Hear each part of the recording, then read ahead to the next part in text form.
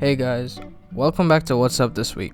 A bit of a slow week, but still some cool announcements, updates, and such. I'm sorry for not being able to release an essay style video this week as I've had a ton of schoolwork to do. I'm working on a nice video about Joel and Ellie's relationship though, and it'll be out sometime soon. I'm also working on a video about Palm Springs, a semi-sci-fi rom-com movie starring Andy Samberg. It's great. Check it out if you'd like. But before I go on, I'd like to ask you to like the video if you enjoy it, consider subscribing if you're new, and click the notification bell so that you never miss my uploads. My socials are linked below, or you can join my Discord server to make everything easier. If you want to, you can also support me on Patreon. Thank you for watching. Now on to the stories. The Mass Effect Legendary Edition is confirmed to be releasing on May 14th, 2021. For those of you that don't know, it is a remaster of the original trilogy of games with updated graphics, visuals, and mechanics. Some sources say that BioWare are also editing out some of the more suggestive shots that were present in the first iterations of the game, and also editing some older mechanics that have grown outdated. I personally never got to try the original Mass Effect trilogy, so I'm excited to jump into this series. I've heard a lot of good things about it, and hopefully it lives up to the hype for me. It'll be releasing on PS4, Xbox One, and PC, and of course you can play these versions on next gen using backwards compatibility. If you like the newer Tomb Raider content that has been releasing recently, get ready, because Crystal Dynamics have a couple of franchise announcements planned for 2021. For the 25th anniversary of the Tomb Raider franchise, Crystal Dynamics have made a few statements in regard to the next entry in the series. They have many things planned for the future of this franchise, however the most important thing that has been said recently is that the new entry will, quote, unify the earlier games and the recent trilogy. The new games have been great according to me, so I'm excited to see where they take the franchise from this point forward. What do you guys think about these developments? What would you like to see in the future Tomb Raider games? This week, the Santa Monica studio released a PlayStation 5 patch for 2018's God of War. The game already looked amazing on PS4, and now looks even better at a smooth 4K 60fps on PS5. If you have a PS5, you can update to patch version 1.35 for free. Ryan Coogler, the director of the Black Panther film, is allegedly developing a Wakanda Disney Plus series.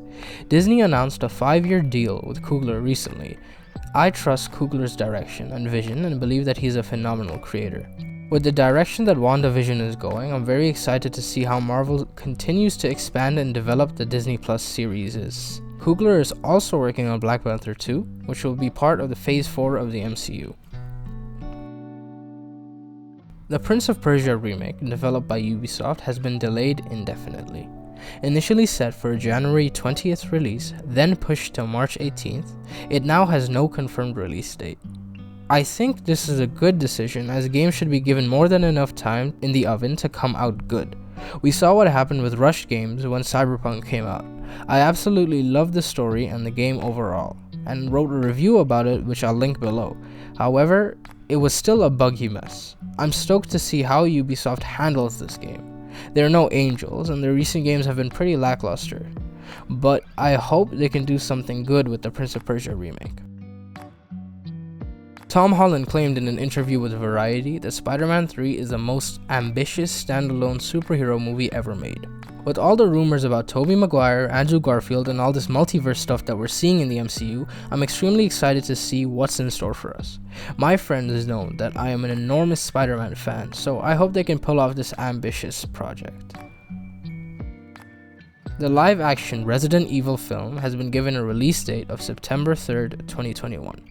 The film will be an origin story set in 1998, taking place in Raccoon City, and will be much more faithful to the games. I always like to keep a positive mindset, so while I'm slightly apprehensive, I'm still a bit excited to see what they come up with this film. 2021 seems to be a great year to be a Resident Evil fan, as apart from this movie, Resident Evil Village releases in May, and the animated Netflix film will also be releasing sometime this year. The only interesting thing releasing this week is Little Nightmares 2, which releases on February 11th, 2021 for PS4, PS5, Xbox One, Xbox Series X and S, Nintendo Switch, and PC. I personally have not played the first game, but the atmosphere seems amazing. That's about all I have to say for this video. Will you guys be playing the remastered version of the Mass Effect trilogy?